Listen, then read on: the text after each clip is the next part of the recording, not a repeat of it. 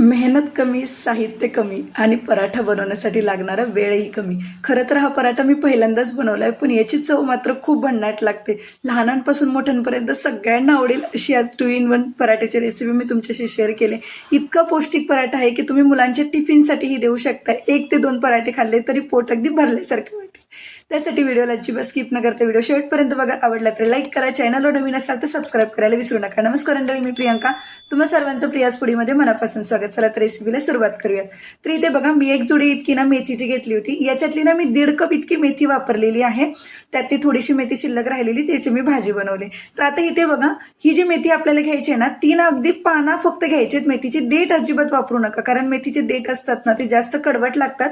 मेथी जेव्हा तुम्ही बाजारातून विकत घेताना तेव्हा सुद्धा मेथीचं एखादं पान खाऊन बघायचं, जर कडू असेल तर ती घ्यायची नाही. आता सगळ्यात पहिल्यांदा आपल्याला ही मेथी ना व्यवस्थित अशी पाण्याने धुवून घ्यायचे.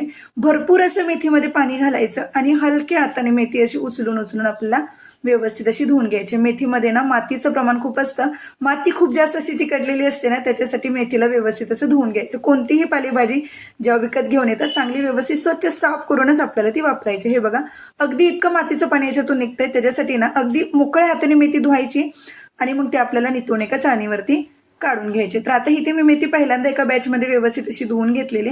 आता ही मेथी आपल्यालाच अशीच ना 2 ते 3 वेळा अगदी व्यवस्थित अशी पाण्याने धुवून घ्यायची. तर आता इथे मी मेथी 2 ते 3 वेळा धुवून घेतली आणि एका टोपावरती चाळण ठेवली, जेणेकरून याच्यातलं पाणी व्यवस्थित असं नितळून जाईल. याला 1-5 मिनिटांना आपण असंच रेस्ट करायला ठेवून देऊयात. तर आता ही मेथी ना आपल्याला बारीक अशी कट करून घ्यायची. त्याच्यासाठी मी इथे चॉपर वापरते. तुम्ही हवं असेल तर तुमच्या घरात ना बारीक असे वेळीवरती चिरून घेऊ शकता किंवा चॉपर बोर्डवरती चाकूने सुद्धा बारीक चिरून घ्या.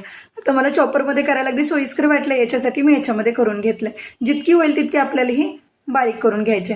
आता आपल्याला पीठ मळायचं. त्याच्यासाठी आता एका परातीमध्ये ना मी 1 कप इतकं गव्हाचं पीठ घेतलं, व्यवस्थित असं चाळून घ्यायचंय. त्यासोबतच 1 कप इतकं मी मैदा घेतलेलं. मैद्याच्या ऐवजी तुम्ही गव्हाचं पीठ वापरलं तरी पण चालेल. चवीनुसार मीठ घालायचं आणि इथे ना मी अर्धा टीस्पून इतका ना ओवा घेतलेला आहे. ओवा व्यवस्थित असं हातावरती मस्त चोळायचं आणि मग ह्याच्यामध्ये घालून घ्यायचा. आता इथं हवं असेल ना तर तुम्ही 1 टीस्पून इतका ना तूप घातलं तरी पण चालेल. मी तुपाचा वापर नाही केलेला. आणि आता जी मेथी आपण बारीक कट करून घेतलेली ती आता सगळी ह्याच्यामध्ये घालून घ्यायची. सगळ्यात पहिल्यांदा महत्त्वाची गोष्ट, मेथी आपल्याला ना याच्यामध्ये पिठामध्ये व्यवस्थित अशी मिक्स करून घ्यायची. लगोलग इथे पाणी वापरू नका, कारण मेथीमध्ये कोणत्याही पालेभाज्यामध्ये ना स्वतःचा असं पाण्याचा अंश असतो. त्याच्यासाठी सुरुवातीला पाणी नाही घालायचं. जशी मेथी व्यवस्थित अशी पिठामध्ये मिक्स होते तसं लागेल असं थोडं थोडं आपल्याला पाणी वापरायचंय. आता इथे ना पीठ मळताना एक महत्त्वाची गोष्ट, याच्यामध्ये ना लागेल असं थोडं थोडंसं पाणी वापरत आपल्याला पीठ मळायचं. लगोलग अगदी घट्ट म्हणजे जास्त पाणी वापरून हे पीठ मळू नका. जितकं होईल तितकं आपल्याला हे पीठ घट्टच मळायचं. अजिबात सुद्धा पिठाचं आपल्याला पातळ असे पीठ आपल्याला मळून घ्यायचं नाहीये. चपातीला जसं नरम करतो तसं नाही, त्याच्यापेक्षाही आपण पुरीसाठी जसं मळतो ना तसं अगदी आपल्याला पिठाचं घट्टच ठेवायचं. तर आता इथे बघा, 1 कप इतकं पाणी घेतलेलं, त्याच्यातलं पाव कपला अगदी थोडंसं कमी इतकं पाणी शिल्लक राहिलेलं आहे. इतक्या पाण्याचा वापर झाला आपलं हे पीठ मळण्यासाठी. तुम्हाला थोडं कमी जास्त लागू शकतं.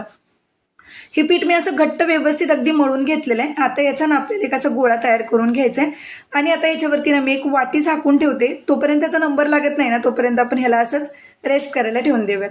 तर आता इथे बघा, 4 ना मध्यम आकाराचे बटाटे मी उकडून घेतलेत.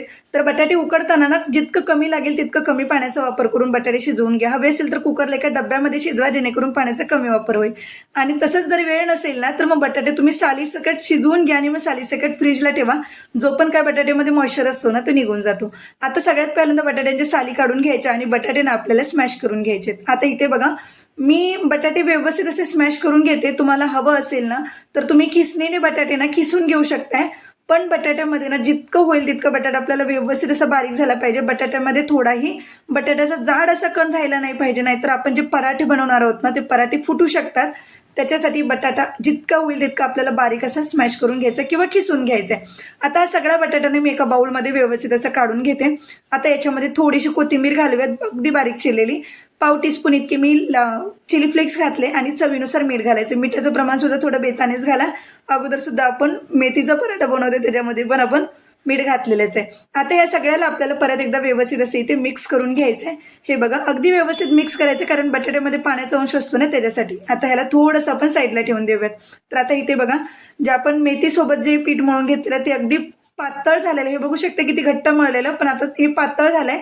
आता याच्यासाठी ना मी इथे वरून थोडंसं पीठ गव्हाचं घालते आणि परत ह्याला आपल्याला व्यवस्थित असं मळून घ्यायचं. लागेल असं थोडंसं पीठ घाला याच्यामध्ये आणि आता हे पीठ ना आपल्याला घातल्यानंतर ह्याला आपल्याला घट्ट मळून घ्यायचं आहे. कारण मी सुरुवातीलाच तुम्हाला सांगितलं, कोणतीही पालेभाजी तुम्ही वापरा, त्या पालेभाजीमध्ये ना स्वतःच असा पाण्याचा अंश असतो, त्याच्यामुळे पीठ सुरुवातीपासूनच आपल्याला घट्ट मळायचं. पण तरीही जर पीठ तुमचं पातळ झालं तर हवं असेल तर थोडंसं तुम्ही गव्हाचं पीठ वापरून ह्याला घट्ट असं मळून घेऊ शकताय. तर आता हे बघू शकताय, पहिल्यापेक्षा ना पीठ अगदी घट्ट असं आपलं तयार झालेलं आहे मळून. अगदी असं छान असा याचा गोळा तयार करून घ्यायचा आपल्याला व्यवस्थित. आता इथे परफेक्ट आता मळण्याची ह्याला पूर्णपणे गरज नाहीये, फक्त हिचं बाइंडिंग अगदी चांगलं झालं पाहिजे इतपत आपल्याला घट्ट करून घ्यायचंय. तर आता हे बघा व्यवस्थित असा याचा गोळा तयार केला. आता ह्याला मी भिजण्यासाठी वगैरे नाही ठेवत आहे, लगोलग आपण याचे पराठे बनवून घेऊयात.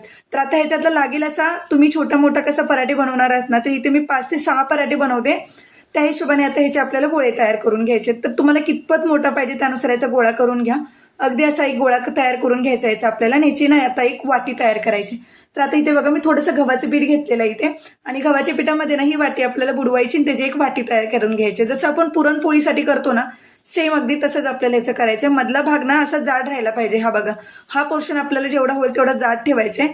आणि साईडला सुद्धा ज्या कडा आहेत ना त्या थोड्याशा पातळ झाल्या तरी चालतील, पण जाड जितका ठेवाल तितकं जाड करून घ्या, जेणेकरून बटाट्यामध्ये जे पाण्याचा अंश असतो ना त्याच्यामुळे पराठे फुटायला नकोत. आणि एक गोष्ट याच्यामध्ये ना, तुम्ही बटाट्याचं जे प्रमाण भरणार आहात ना ते अगदी बेतानेच भरा, जास्त भरू नका काठोकाठ, नाहीतर मग पराठा जेव्हा तुम्ही लाटायला घ्याल ना तेव्हा त्याच्यातून बटाटा अगदी बाहेर निघायला लागतो. त्याच्यासाठीच अगदी थोडं भरून ह्याची वाटीच्या आकारामध्ये भरून अगदी जसं दाखवते ना त्या शेपमध्ये ह्याला करून आपल्याला याचं तोंड बंद करून घ्यायचंय. जर तुम्हाला सुरुवातीला वाटायचं असेल की याच्यामध्ये जास्त भरलेलं आहे तर बोटाच्या साह्याने ह्याला कडा सगळ्या आतमध्ये घालून घ्या. हवं असेल जास्तच वाटत असेल तर तुम्ही याच्यातून बाहेर काढून घेऊ शकताय. आणि नंतर ह्याचं तोंड बंद करून जो शेंडी असते ना ती एकतर तुम्ही काढून घ्या, नाहीतर मग त्याच्यावरतीच बंद करून तिथेच फोल्ड करून घेतली तरी चालेल. हे बघा साईडच्या कडा मी जाडच ठेवलेल्या आहेत, अजिबात सुद्धा पातळ कुठे वाटी त्याची तयार केलेली नाहीये. आणि याचा आता गोळा तयार करून घ्यायचा. आता हा गोळा आपल्याला लाटून घ्यायचा. हवं असेल तर तुम्ही एका वेळेस 2 गोळे तयार करून घ्या, पण सगळे गोळे असे उंडे भरून तयार करू नका, नाहीतर मग बटाट्यामुळे हे तुमचं पीठ अगदी पातळ होऊन जाईल आणि नंतर तुम्हाला पराठा पाहिजे तसा लाटता येणार नाही. आता इथे मी गव्हाचं पीठच वापरलेलं आहे.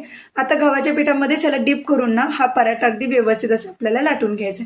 तर लाटण्यापूर्वी जसं आपण ना हाताच्या बोटाच्या साह्याने ना ह्याला सगळ्या बाजूने व्यवस्थित असं प्रेस करून घ्यायचंय, जेणेकरून याच्यामध्ये जे आपण स्टफिंग भरलंय, जे सारण भरलंय ना ते सगळं अगदी पूर्ण पोळीला कडोकाठ म्हणजे काठोकाठ लागलं जाईल.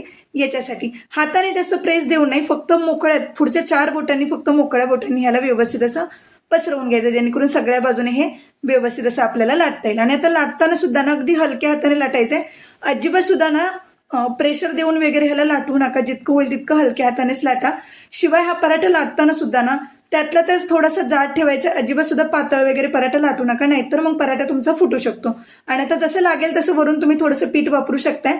गॅसवरती मी तवा सुद्धा गरम करायला ठेवून दिलेला, तवा चांगला गरम झालेला आहे. आता याच्यावरती थोडंसं तेल लावून घेऊयात आणि लगेच आपल्याला पराठा याच्यावरती घालून घ्यायचा आहे. आणि हा पराठा ना जशी आपण पोळी भाजतो की नाही सेम अगदी तसा आपल्याला हा पराठा व्यवस्थित असं भाजून घ्यायचा. सुरुवातीला ह्याच्या कडा वेगळ्या करून घ्यायच्या, जेणेकरून तव्याला पटकन चिकटायला नको.